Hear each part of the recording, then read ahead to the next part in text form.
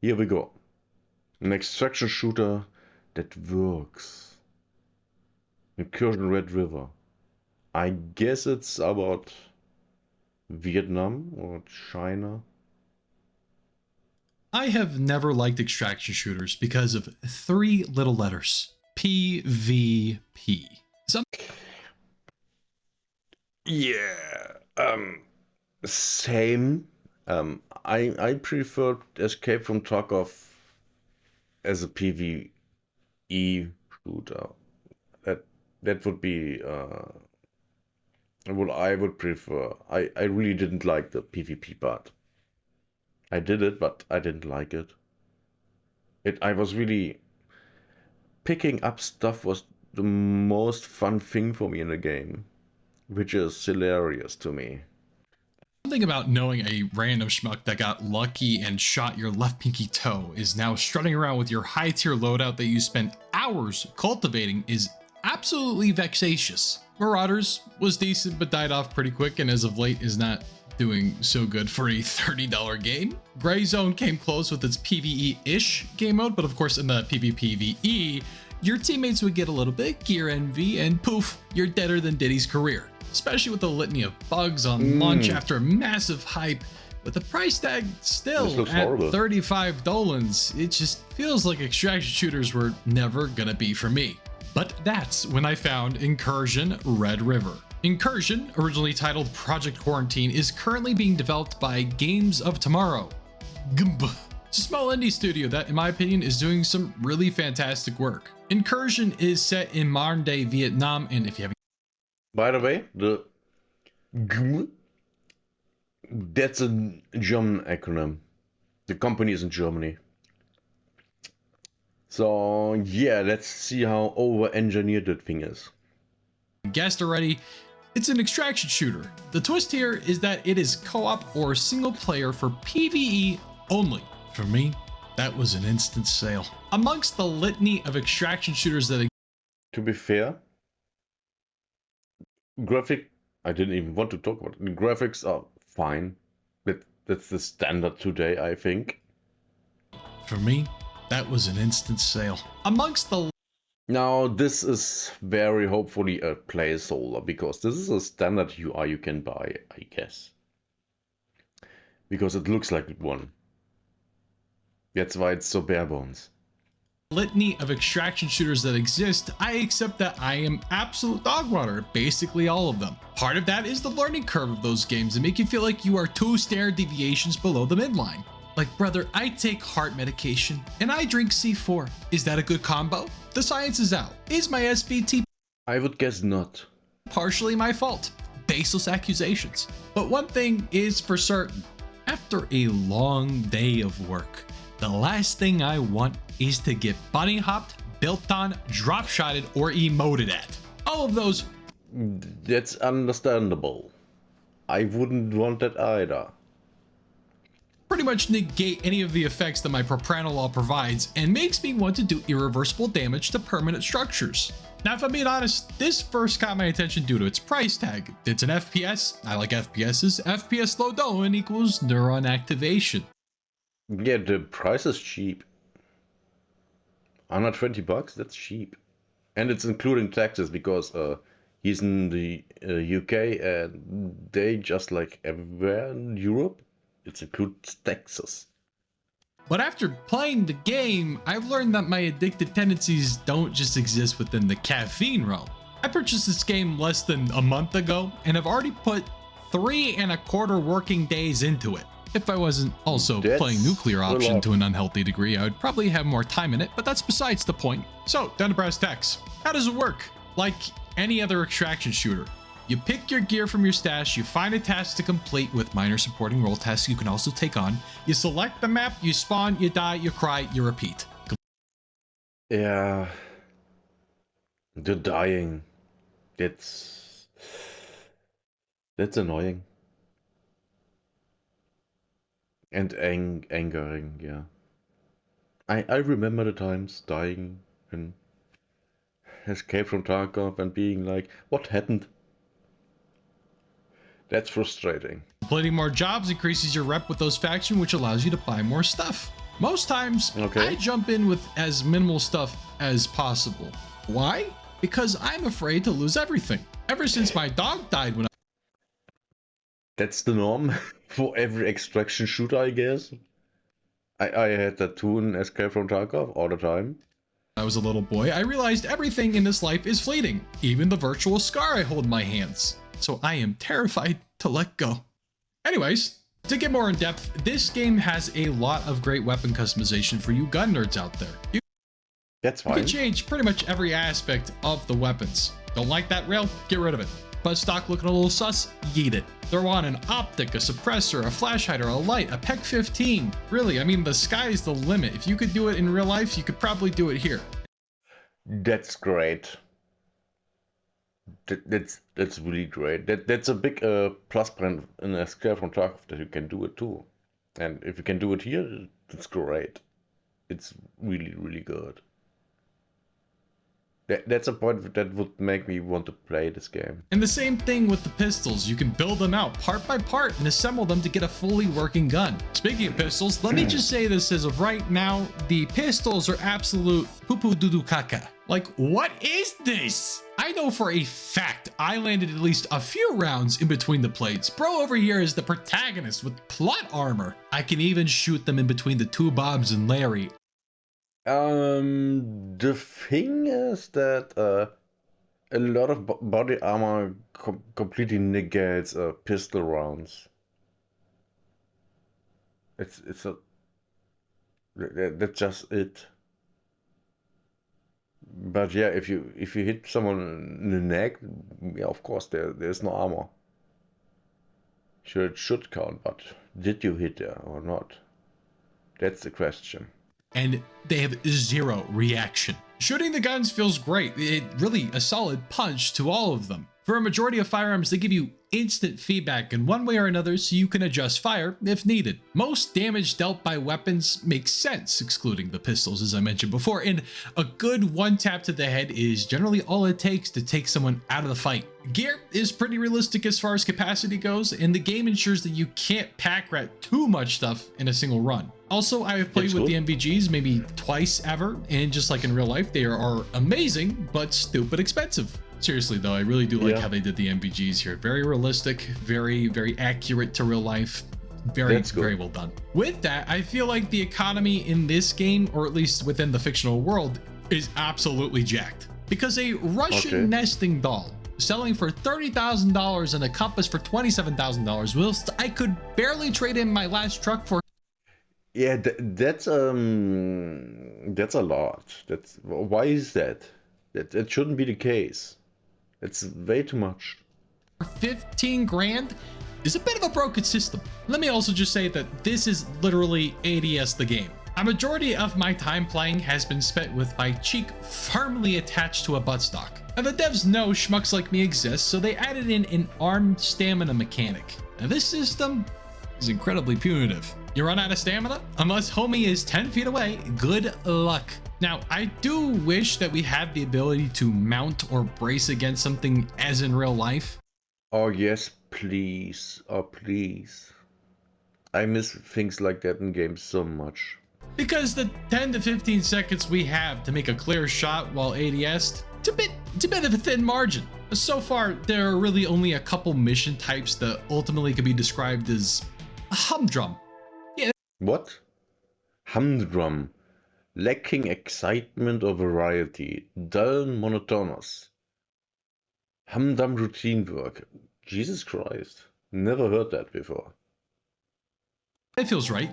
But again, for the price tag, you will absolutely get your money's worth on missions to start off with. And again, the devs are planning to revamp the mission system overall, so that should be good. And with that, we're also looking to get a new map titled Outskirts, so likely a suburban map with some more flat open rural spaces in between. There are two maps that currently exist. The first one being The Quarry. I enjoyed this one, although I will say the immense amount of vegetation causes my poor 5700 XT to consider a shortened lifespan. There are a lot of interesting pathways you can take to traverse this map, and enemy hideouts are laid out in a sensible manner to provide a decent challenge to the player. So it's the opposite of Bad Company 1, where you had to follow the way perfectly, or you Fail the mission. Great. Second map is called Bunker, and let me tell you, it'll kick your tuchus if you let it. Plus, there is no map in the game that you can follow to know where you're at, so you have to rely on memory. Or a second map. Ah, yeah, that's... I don't know how I like that. Because a lot of times I just forget. Or misremember. Or if you're a little baby cheater. I really do enjoy the CQB nature of it all with cramped tunnels and confusing layouts. It's an overall interesting experience. The thing with the maps, won't people not just put some online and then you can look it up? So not having a map in-game makes actually no sense. Because there will be maps online. And people will just use those. So not having it in-game is just inconvenient. I also really like that you can go from all these small cramped quarters to a long distance engagement, forcing This looks nice. Especially the part here at the far. That looks really, really great where the light shines in. you to really think about your loadout and customization prior to jumping in. Now, looking at the models and animations, I'd give them a solid B tier. The character models are fine. Nothing really to look at with minimal variety, but they do their job in acting as walking loot boxes. The weapons look really decent, and the reload and inspect animations are pretty crispy. Now again, understandably, the game is still in development, so there. Yeah, the thing is, the game already looks fine. It doesn't look great, but it looks fine. And that's enough for people who enjoy games like that to play it. And it doesn't need to look all so fantastic. It doesn't. I think we are kind of over that because we already had that. There are tons of games that look super realistic, but also run like shit. And people that have an actual style to it, they're becoming rare. At least when it comes to, serious games like this. A few things that can look a little janky from time to time. Hello, everyone. But again, overall, nothing to scoff at. Again, especially at the price point it is, not bad at all. One of the things I noticed that they really haven't nailed down so far is the sounds. Don't get me wrong, a majority of the playtime, it's been great, but sometimes I literally hear the footsteps of a dude 3 clicks out inside of my temporal lobe. Also, I have found that my character has not been taking his prescribed lithium, because after I get done walking, I hear at least 1 to 2 more steps after the fact, which makes me look over my shoulder constantly. Oh, that's bad.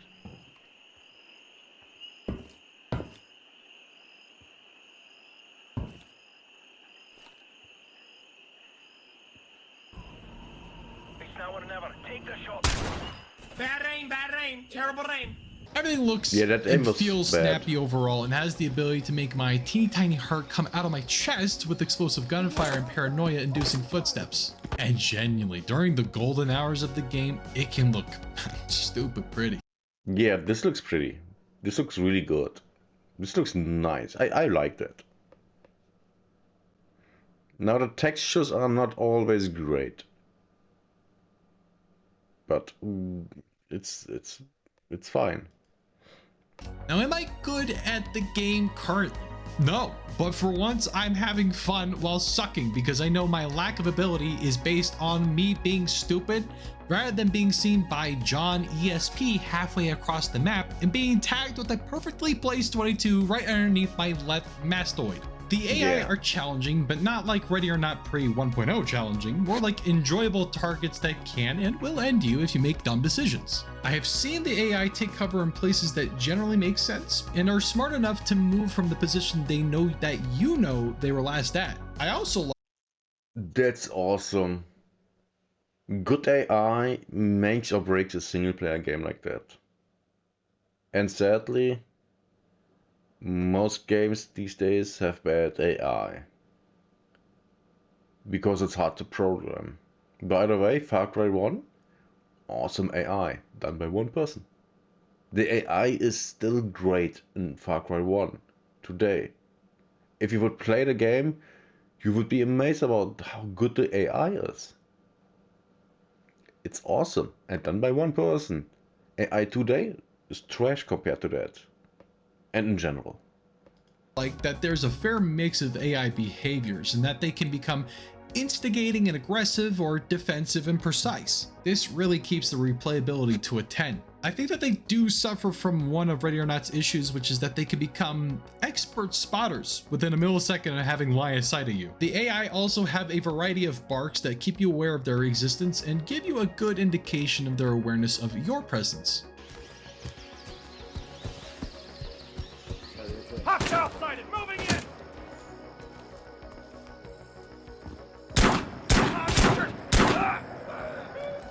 As far as the bosses go, they're decently challenging, but they're not the Hulk.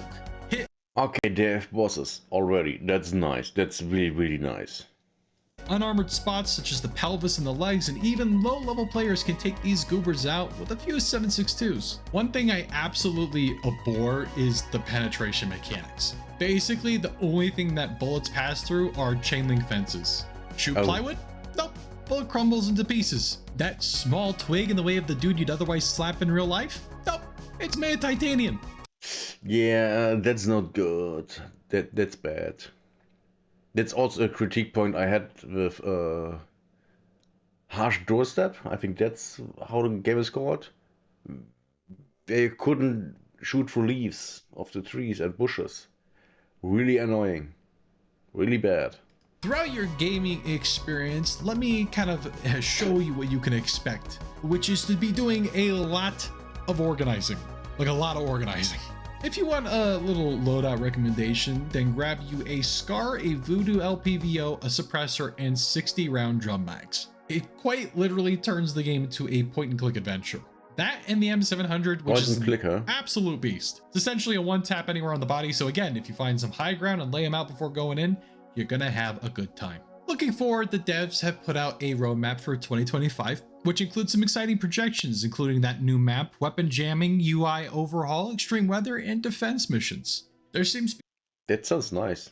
I'm even more hyped about the extreme weather thing right on the bottom. I think things like that are even more interesting than new missions. a lot of great things on their way for Incursion, so I'm pretty stoked. More so over everything else, what I have found throughout my playtime thus far is that the game just works. I have had no crashes in my 27 hours of playtime, and while it is definitely not— Wow, that's a lot. For I guess alpha game or even better. That's a lot.